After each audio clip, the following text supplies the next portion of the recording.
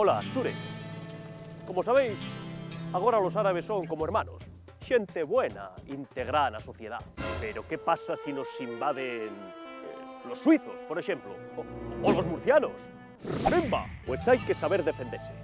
Y por eso hoy voy a enseñaros lanzamientos tipo de morrillo. ¡Remba! 1. Morrillazo básico. ¡Fumba! Llances la piedra y revientes 100 morucos. Fácil y sencillo. Y una regla matemática infalible. 2. Lanzamiento Stevie Wonder.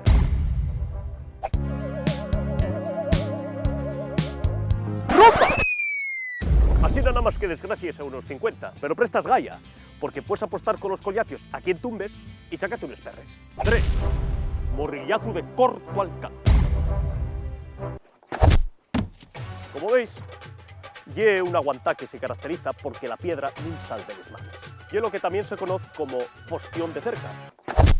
Como la borrada que te da tu madre cuando estás haciendo el pijo. Manquete, ¿eh? Y cuarto y último, fostión de luz. El fostión de luz ye per complicado. Atención, ¿eh? Tienes que colocar la piedra a la altura del esófago.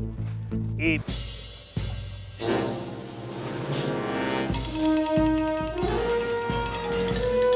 ¡Mira! ¡Mira, Moruku! ¡Manes! ¡Moruku!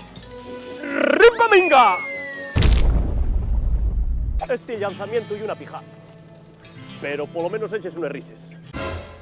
Tallueu, Astures. Alón.